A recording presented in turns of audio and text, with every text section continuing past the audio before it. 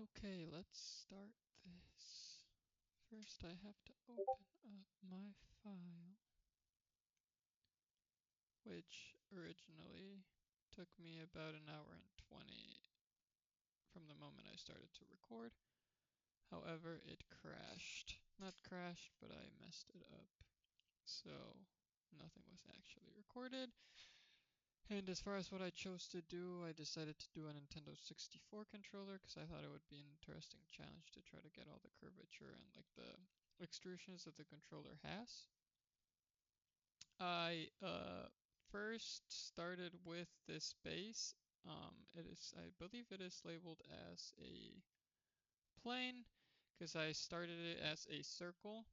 And then what I did is I split that circle in half and then added a mirror modifier so that I could work on both sides of the controller at the same time. Then I clipped it and moved it to be able to create this similar shape that all the controllers have. And then once I had that, I added a little bit of the curvature so it wasn't just like a perfect cylinder. I then extruded it and then subdivided, especially in this section and especially in this face, since it was a circle originally, it was full of n-gons. So what I did is I created an inset, a couple of insets, and then the center face I went to, let me find it again.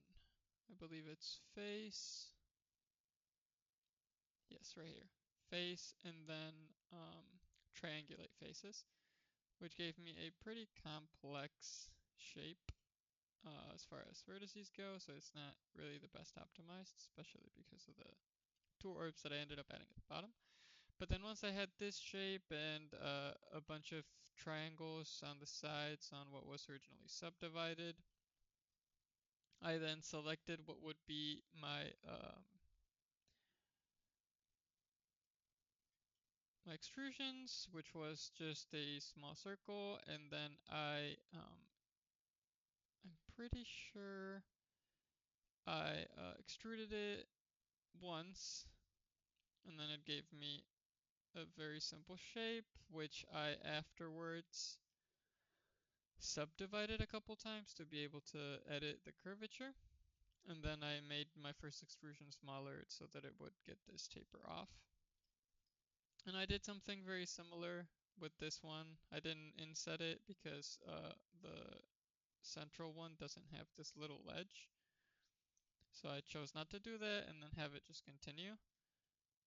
And then after that, oh yeah, to get this curve originally, I started doing them one by one with my subdivisions, but then I remembered that I could use the modifier.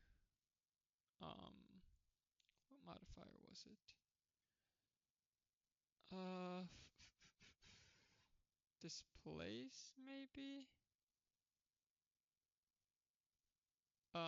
Basically I created a curve that had about as close as um, a Bezier curve that had about as close as a curve to the controller that I could think like I could do based on my reference image.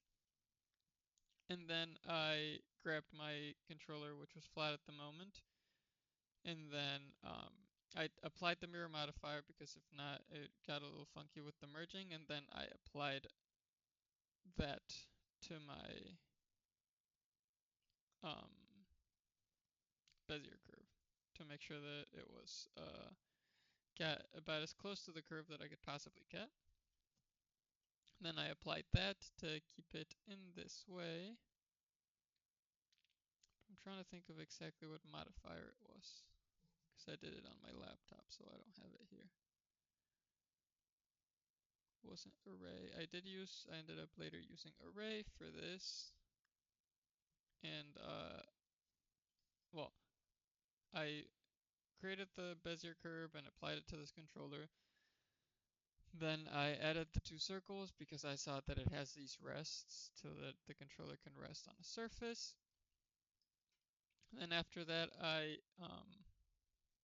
selected these shapes or like these faces that were at the front of the controller.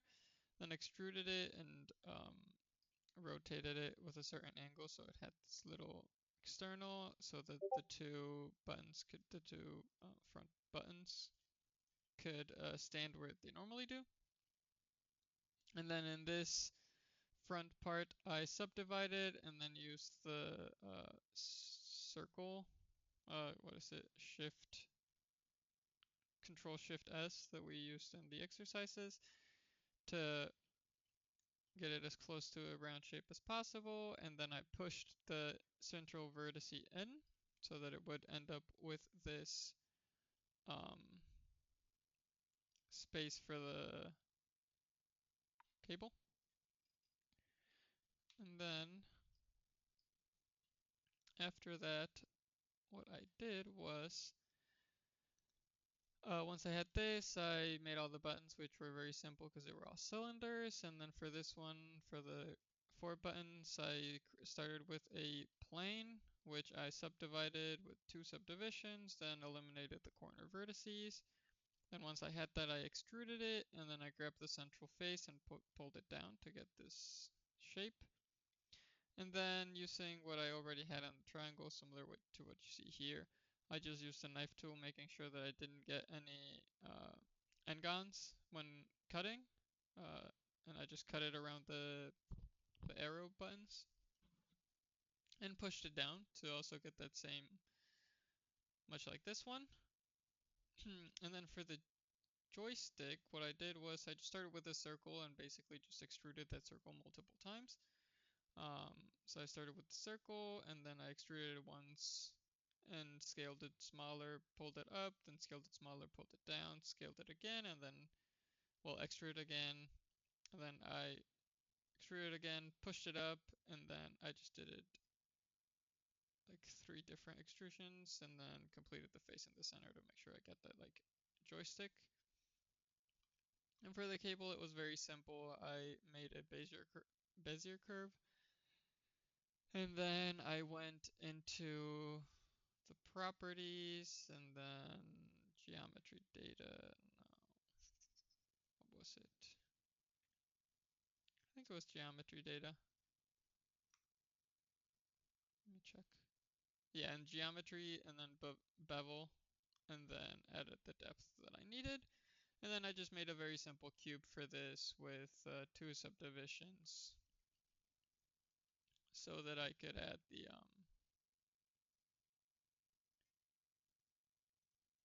with 2 subdivisions so that I could add the 2 little like electrical outlet things and connected it. And then afterwards I parented out to the controller because I realized that I was actually working in this plane with my negative z-axis up and my positive z-axis down. So I just ended up parenting it all. Oh yeah, and then there was an extra one, which was my leftover after my first application. And yeah, that is how I resulted with the n64 controller.